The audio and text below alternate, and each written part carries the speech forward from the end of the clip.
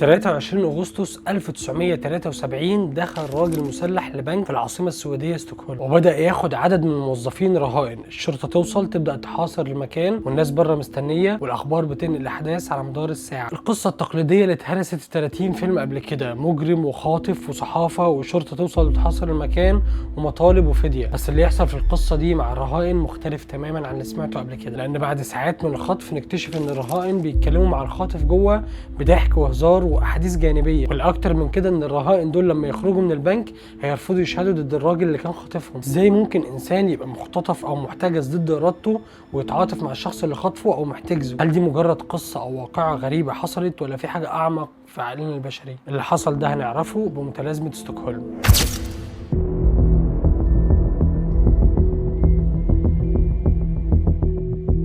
قبل ما احكي لك يعني ايه متلازمه ستوكهولم، تعال اخدك من ايدك وندخل نشوف ايه اللي كان بيحصل جوه البنك. القصه بتحصل في يوم 23/8/1973 الساعه 10 الا ربع الصبح تقريبا في العاصمه السويديه ستوكهولم. هتشوف راجل عمره 32 سنه تقريبا داخل البنك في العاصمه اسمه كريديت بانكن، لابس نظاره شمس وشعره طويل ومعاه تفصيله صغيره، ماسك سلاح آلي. احب اعرفك ببطل قصتنا والخاطف جان إريك أولسون، مجرم هربان ودخل البنك مسلح زي ما قلنا، وعلى حسب الصحف السويديه ان هو بدأ يضرب نار في السقف ويقول الحفله بدأت. بمجرد دخوله البنك كله بقى في حاله فوضى، والعملاء والموظفين بدأوا يهربوا ما عدا 4، 3 سيدات وراجل. اشهر واحده في ال4 دول بعد كده هي بنت اسمها كريستين إنمارك، عندها 23 سنه، وزي اي خاطف كان عنده شويه مطالب، شويه فلوس وكام قطعه سلاح وعربيه اهرب بيها.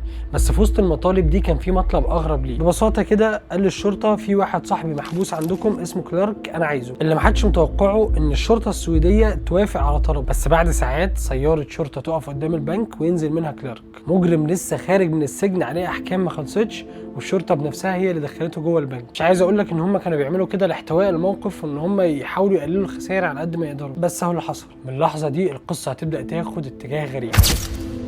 دلوقتي الشرطة محاصرة المكان، والأخبار بتنقل الأحداث على مدار الساعة، المفاوضات وآخر حاجة وصلنا لها. بس جوه البنك في جو تاني مختلف. 4 رهائن وخاطف وصاحبه اللي لسه خارج من السجن موجودين في مساحة صغيرة في خزنة تحت البنك. في الساعات الأولى كل مرعوب ومحدش عارف إيه اللي ممكن يحصل في الساعات الجاية، لكن بعد كام ساعة الوضع يختلف. الخاطفين جوه ما كانوش بيعذبوا الرهائن اللي عندهم ولا بيضربوهم ولا بيهنوهم، بالعكس كان في كلام ما بينهم عادي. يعني في عز ما الدنيا مقلوبة بره هتشوف جوه الرهائن بيتكلموا مع الخاطف، طب انت عامل ايه؟ درست فين؟ متجوز بقالك قد ايه؟ وده طبعا مش معناه ان الرهائن بداوا ينسوا ان هم مخطوفين او بداوا يحبوا الناس دي، لكن لما تبقى محبوس مع واحد 24 ساعه التوتر بيقل شويه. وخد بالك احنا هنا مش بنتكلم على ناس محبوسين مع بعض كام ساعه او يوم حتى، انت بتتكلم على ناس فضلوا مع بعض 6 ايام ورا بعض، حوالي 130 ساعه. في وسط الاحداث دي كان في بنت من الرهائن عندها 23 سنه اسمها كريستين إنمارك، فاكرها اللي قلت لك هنرجع لها تاني. طلبت ان هي تتكلم مع رئيس وزراء السويد بنفسه، وفعلا هتتم المكالمه. وعلى عكس ما الناس كانت متوقعه ان هي تقول الحقونا خرجونا من هنا انقذونا من الناس دي، كريستين بدات تتكلم عن خوفها من اقتحام الشرطه للمكان، وقالت ان هي خايفه على نفسها وعلى الرهائن اللي معاها ان هم يتصابوا لو حصل هجوم مفاجئ. وكمان بدات تدافع عن بعض التصرفات بتاعت الخاطفين. يعني تخيل المشهد، الناس كلها شايفه ان الخطر موجود جوه البنك، لكن في جوه رهائن شايفين ان الخطر جاي من بره. هنا بعض الصحفيين والشرطه بداوا يحسوا ان في حاجه غريبه بتحصل جوه، حاجه اكبر من مجرد عمليه سطو، لان كل يوم كان بيعدي كان بيزود التقارب ما بين المخطوفين والخاطف، لحد ما هنوصل لليوم السادس، اليوم اللي الشرطه قررت فيه تنهي الازمه بالكامل. اليوم السادس 28 اغسطس بعد ما عدى 6 ايام على اقتحام البنك، 130 ساعه تقريبا، الشرطه عرفت ان هي وصلت لطريق مسدود في المفاوضات، فقررت ان هي تنهي الازمه، بس مش بالتدخل بضرب النار او الرصاص، لكن بطريقه مختلفه. بداوا يحفروا فتحه صغيره فوق الخزنه اللي كانوا الخاطفين مستخبين جواها، وبداوا يضخوا من خلالها غاز مسيل للدموع. وفي لحظات أولسون وصاحبه كلارك فهموا ان كل حاجه انتهت، ومن غير طلقه رصاص واحده قرروا ان هم يسلموا نفسهم. وبعد 6 ايام من الخطف يخرج الرهائن بره البنك، وتجري عليهم الصحافه مستنيين يسمعوا منهم كلمه الحمد لله امسكوا المجرمين دول عاقبوهم، لكن اللي يقولوه مختلف تماما عن ده. بداوا يتكلموا عنهم بهدوء. كريستين إنمارك اللي قلنا عليها بدات تقول ان هي كانت خايفه اكتر من تدخل الشرطه، انتقدت الطريقه اللي اتعاملت بيها السلطات مع الازمه. والاغرب ان بعض الرهائن بداوا يزوروا أولسون وكلارك بعد بعد انتهاء القضيه وبعد سنوات هيبقى في تواصل ما بينهم. في وسط الازمه دي كان في طبيب نفسي اسمه نيلز بيجيرات كان بيتابع كل تفاصيل القضيه، وبعد انتهاء القضيه هيستخدم تعبير جديد يوصف بيه كل اللي شافه: متلازمه ستوكهولم. الاسم انتشر جدا في الافلام والجرايد والكتب، بس هل ده يخلينا نقدر نقول ان اللي حصل ده حقيقه علميه محسومه، ولا الموضوع اعقد من كده؟ لان المصطلح نفسه عليه جدل علمي لحد دلوقتي. هل فعلا الضحيه ممكن تحب الخاطف، ولا احنا فهمنا القصه غلط من بدايتها؟ خليني اسالك سؤال واحطك مكان واحد من الرهائن دول، وانت موجود جوه البنك مع خاطف وهو بس اللي ممكن يقرر انك تخرج او لا، او تعيش او لا. تفتكر عقلك هيتصرف ازاي؟ هيفضل يعامل الخاطف ده كعدو طول الوقت، ولا هيبدا يتاقلم ويمشي الدنيا معاه؟ ويمكن دي كانت اول مره علم النفس يبدا يبص للموضوع بشكل مختلف بعد حادثه ستوكهولم. بدات ابحاث كتير تحاول تفهم هو اللي حصل ده كان تعاطف من المخطوفين مع الخاطف، يعني حبوه، ولا كانوا بيحاولوا ينجوا بحياتهم. طبيب نفسي امريكي اسمه فرانك، وهو من اول الاطباء اللي درسوا سلوك الرهائن، كان بيقول ان الانسان وهو تحت تهديد مستمر بيبدا يركز على اصغر علامه تدل ان هو لسه في امان. يعني لو الخاطف قادر ان هو يأذيك او يضرب عليك نار وهو ما عملش كده، عقلك بيبدا يفسر ده على ان هو رحمه منه، مع ان الحقيقه ان الشخص ده هو اصلا سبب الخطر كله. وده مش معناه ان الضحيه وقعت في حب الخاطف او نسيت ان هو مجرم، بس معناه ان عقلك بدا يشتغل بطريقه واحده بس، وهي البقاء، وبيحاول يقلل احساسك بالخطر. وده اللي علماء النفس هيسموه احيانا آليات التكيف من اجل النجاه. بس الغريب ان بعد مرور كام سنه بدا الباحثين يرجعوا للقصه من تاني ويقولوا هل اللي حصل ده ممكن نسميه بمتلازمه اصلا، ولا احنا استعجلنا في اطلاق الاسم؟ لان لحد النهارده متلازمه ستوكهولم نفسها مش موجوده كتشخيص رسمي في الدليل التشخيصي والاحصائي الامريكي للاضطرابات النفسيه DSM. ده المرجع اللي بيعتمد عليه اطباء نفسيين كتير حوالين العالم. كمان مش موجوده كتشخيص مستقل في التصنيف الدولي للامراض ICD. يعني ايه الكلام ده؟ يعني العلماء متفقين ان ممكن الظاهره دي تحصل في بعض مواقف الاحتجاز او الاساءه، لكنهم مختلفين على سؤال مهم جدا: هل دي فعلا متلازمه مستقله ولا مجرد رد فعل نفسي معقد؟ وسؤال تاني: لو متلازمه ستوكهولم مش تشخيص طبي، ازاي انتشرت كده وبداوا يستخدموها في الافلام والكتب والروايات؟ وازاي مصطلح مختلف عليه بين العلماء بقى واحد من اشهر المصطلحات النفسيه في العالم؟ الحقيقه ان المصطلح ما انتشرش لانه كان موجود في كتب الطب، انتشر لانه كان موجود في الجرايد والاخبار. بعد انتهاء ازمه بنك ستوكهولم بدات الصحافه تكتب عن التصرف الغريب مع الرهائن والخاطف. فجاه بقى عندنا عنوان صحفي يشد الانتباه: رهائن بيدافعوا عن الخاطف بتاعهم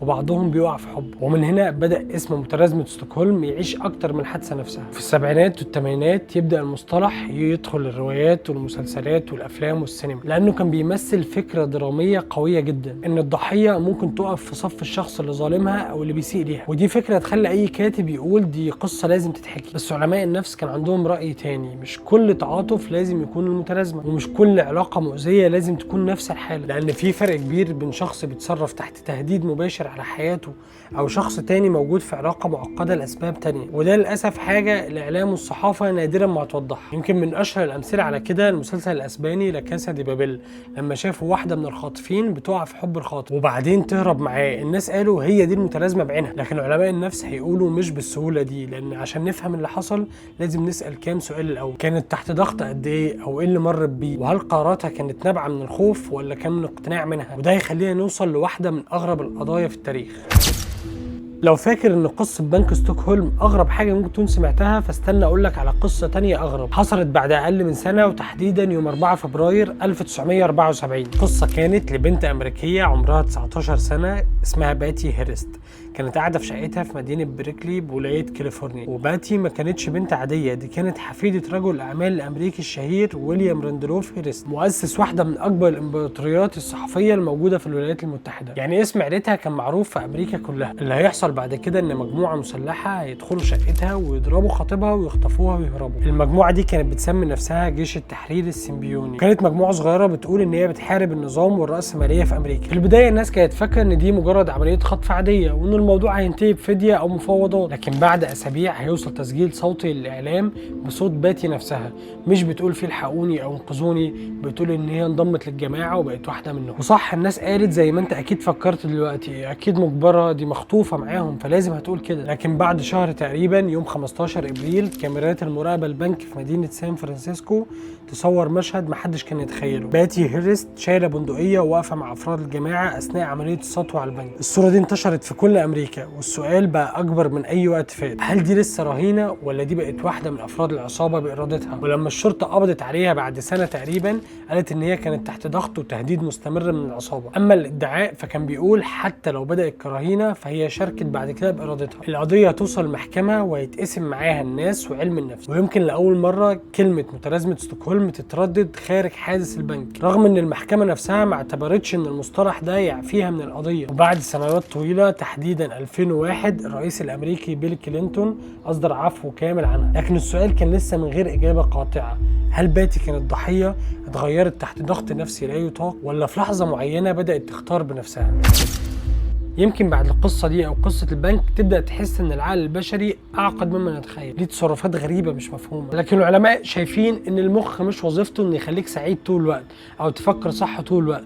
المخ يعتبر اهم وظيفه انه يخليك تعيش. يعني لو مخك بدا يحس انه في خطر مستمر هيبدا يدور على اي وسيله للنجاه، حتى لو الوسيله دي هتخليك تشوف الموقف بطريقه مختلفه. عالم الاعصاب والطبيب النفسي بيسيل فان بيشرح فكره مهمه جدا، بيقول ان الانسان لما بيتعرض لصدمه شديده او خوف مستمر المخ احيانا بيغير طريقته في التعامل مع العالم، مش لانه اتلخبط لكن لانه بيحاول يحافظ على صاحبه عايش. تخيل لو اتحطيت في موقف صعب او خطر، وقتها عقلك هيعيد ترتيب اولوياته ويدور على اقرب طريقه ينجو بيها. علشان كده ممكن تشوف مخطوفين او ناس تحت ضغط شديد بيحاولوا يهدوا الراجل اللي خاطفهم، او يتجنبوا استفزازه، او يوافقوا الكلام ويعملوا زي ما هو عايز، مش لانهم مقتنعين بيه او مقتنعين باللي بيعمله، لكن لان ده بيزود فرص نجاتهم. وده فرق كبير، لان ناس كتير بتعتبر ان التعاطف مع الخاطف يعني يعتبر حب او اعجاب، او ان المخطوف نسي اللي حصل، لكن في حالات كتير اللي بيحصل بيبقى اقرب لاستراتيجيه بقاء. ودي نقطه بيفرق فيها علماء النفس بين التعاطف الظاهري تحت التهديد وبين المشاعر الحقيقيه اللي ممكن تستمر بعد انتهاء الخطر. ولان كل انسان تجربه مختلفه وعقل مختلف،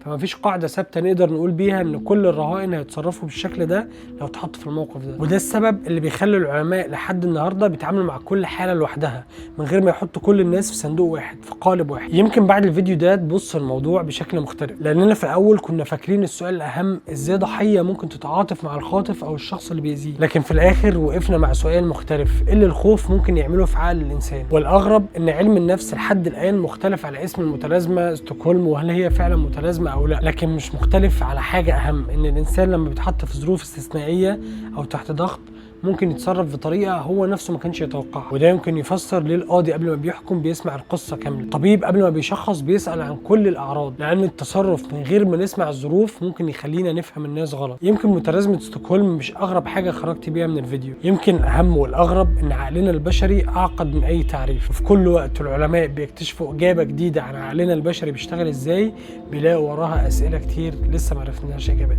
ما تنساش تشوف الفيديوهات اللي فاتت وتعمل لايك وكومنت وشير وسبسكرايب لو انت على اليوتيوب، واشوفك في فيديو جديد.